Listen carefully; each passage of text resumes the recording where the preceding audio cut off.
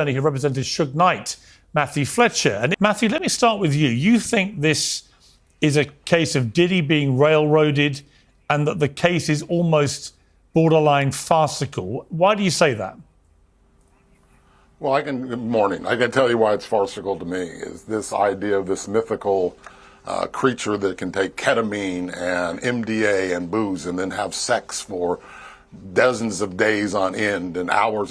That from a pharmacological standpoint, that's not possible. This idea that Cassie waits 10, 12 years to file a lawsuit and writes a book and then doesn't turn it over to a general publishing group, but sends it to Jay-Z's lawyer and says, by the way, we're going to put this out unless you pay us millions of dollars, bespeaks the real motives behind this. And let me just say this. Puff is not a good person. He's a bad woman beater and he's a coward. I know the guy. Everybody I know agrees with that. But this is not a case about domestic violence. And you can talk about trauma bonding and any other psychological terms you want to lay on there. But the idea that Cassie had her own apartment, had her own money, had her own extra boyfriends or anything else does not speak to me as a traditional victim that we would see in a case of spousal abuse where this is ongoing. And I'll tell you this, when the prosecution told everyone that P. Diddy urinated in her mouth, that was shocking. When Daniel Phillip comes on and says, no, actually the person who told me to urinate in her mouth was Cassie. And not only did she tell me that, she gave a tutorial and said, you want to do it slowly to make it last longer. At that point in time, the old adage is you can't win a trial with the first witness, but you can sure lose a trial. That lost me. Because what you're talking about now is an allegation that this, and I'm going to use its Mandingo stereotype of this crazed black man who's being prosecuted by 5 white women who are saying this man's sexual needs are insatiable and they can have sex for hours and hours and never rest and always ejaculate. That's not true from a pharmacological standpoint. That is absurd. If this was in the 60s or 70s in Mississippi, I think people would be irate. I don't like Sean Combs. That video speaks for itself. The question is, why wasn't he prosecuted for that? The question is, why wasn't he prosecuted for all of these crimes that have allegedly occurred, but we save it all up and we bring it in this case? And to Mr. Busby's point, this idea that the federal government does no wrong in prosecuting people, you know, it's kind of ironic that a Comey is on this case and a Comey also, you know, and he doesn't need my advice, but they told us that President Trump was a spy for Russia too. And that was complete BS. And we know that was. And so this idea and concept that the government does no wrong, federal government does no wrong in bringing cases, I don't think it's true. This is not a strong case. This is a case that if they prosecute it or defend it correctly, and you point out the idea that Cassie says Combs raped her and then she went back to his house sometime later and were having sex and then her husband FaceTimed her.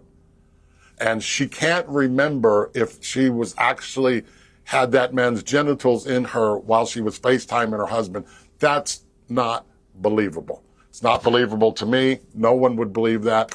And it's just part of a long line of, as Busby says, these are bricks. A brick is not a wall, but a brick hits you in the head. A brick still hits you in the head. And like when Cassie says, Combs and his bodyguard went to shoot and kill Suge Knight. That's absurd. Combs is terrified of Suge Knight, terrified, has been terrified of him for decades, going back to a shooting that happened in Atlanta. Combs is not a tough guy. He's not going to jump in a car and go kill Suge Knight in Los Angeles. That's almost laughable. But there's multiple aspects of this case that when you look at factually and practically, it really brings to question, why are we here prosecuting, what was the old adage, sex, drugs, and rock and roll? I'm not saying it's right, but I'm not silly enough to think that there aren't many people who've engaged in sex with rock and roll stars or movie stars, and use sex and use drugs. those are never prosecuted. Okay. And Cassie says, I paid. Yeah, no, listen, I just wanted to bring in, Ben has been listening to all that because it was fascinating, I've got to say, the way you talked through all that. The track record of the federal government in cases like this is almost, it's inevitable that he goes down. It's like 99% hit rate, right? But they do occasionally get it wrong. But most of the time, if the feds bring a case like this, they win. I mean, isn't that the likelihood here, just on stats alone? 100%. I mean, their prosecution conviction rate of the federal government is in 99 percentiles, greater than the odds of being convicted if you're in Russia. Doesn't change the facts that in each case, that sometimes you get defense attorneys who know what they're doing and know how to fight it and understand it and take them on. And in this case, what the prosecution is doing is saying that's a bad, mean, violent guy. Look at all of the bad things he does. And they're playing to the stereotype, and they're doing it covertly, but it's fairly obvious to those of us of a certain persuasion that you're arguing that this is a sex-crazed black man who has to get his craven desires administered to on a daily basis. So they set up an entire record company for the purposes of being able to entice Cassie Ventura into having sex. That's baloney, but that's what they're doing. And they can bring on multiple people they've had sex with. And all they're proving is, you know what, there's a secret. There's sex workers in the world, and there's people who frequent sex workers, but that doesn't really go to the issue. This is a RICO prosecution that was ideally brought to take down the mafia. Sean Diddy Combs is a guy who's a woman beater, and they should have prosecuted him for it, and there's no question about it. But you're telling me with a straight face this is a human slave tract, white slave act case? There's no one who was brought here against their will. Cassie had every choice she wanted to make. They talk about Kid Cudi. Go be with him. Talk about Michael B. Jordan. You know, the reality is this was an incredibly attractive woman, and she was in great demand and had many opportunities to have people. She chose that lifestyle, and I'm not in any way.